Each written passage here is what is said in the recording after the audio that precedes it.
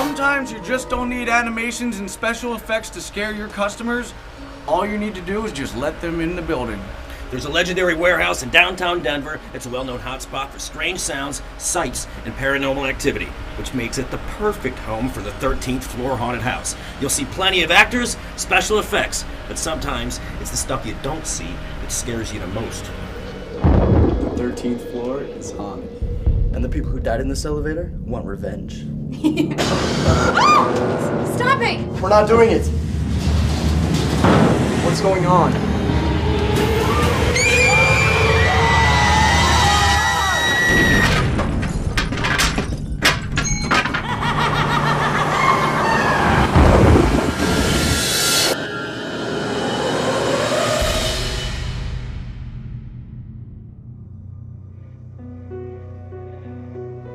You know, the 13th floor haunted house is really a legend in the Denver area. They've heard all kinds of stories about what we do here, whether it be live animals or open elevator shafts or elevator drops.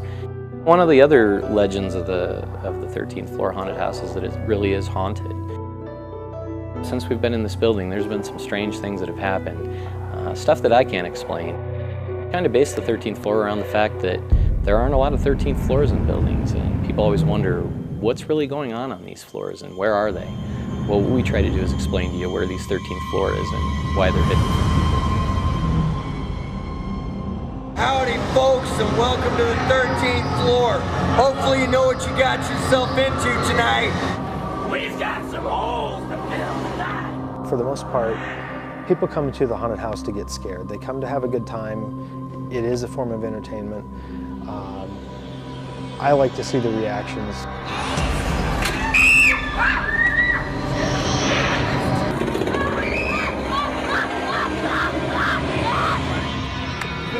Oh, so much fun.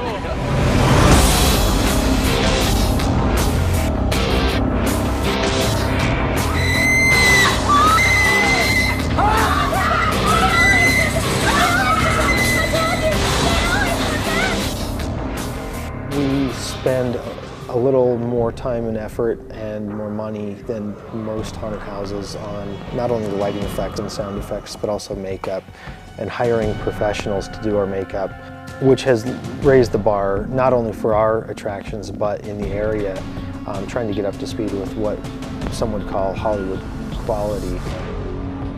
You know, I think haunted attractions have changed over the years, along with Hollywood. I think it's a lot more difficult to scare teenagers nowadays than it used to be. I think Hollywood's used so much reality and special effects and visual effects, computer-generated effects, that in your haunted house you really need to think about your customers and really try to incorporate those elements into your show in order to make it something that will really get under the skin of these teenagers these days.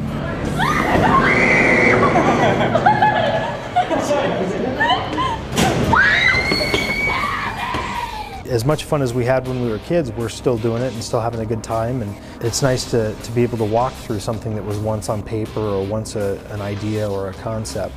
I love it when somebody can walk away with a smile on their face, or they'll come up and shake our hands and say, "Great job."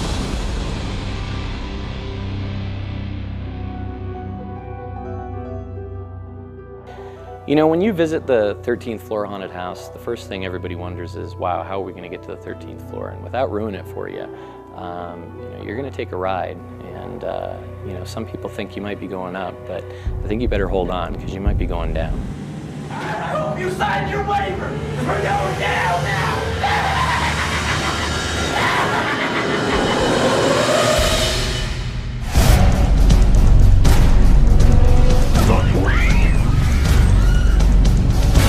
What is the Haunted House Association?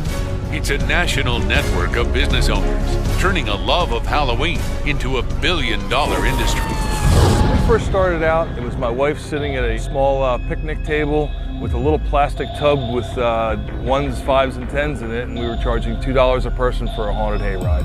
Never dreamed it would grow into a full-time business for me.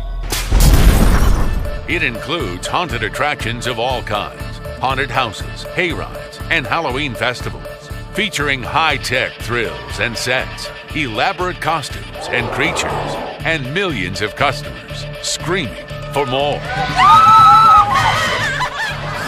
People pay good money to get scared because they love the feeling of adrenaline. Something I like to say is it's like a roller coaster, you know? They buy their tickets, they get in line.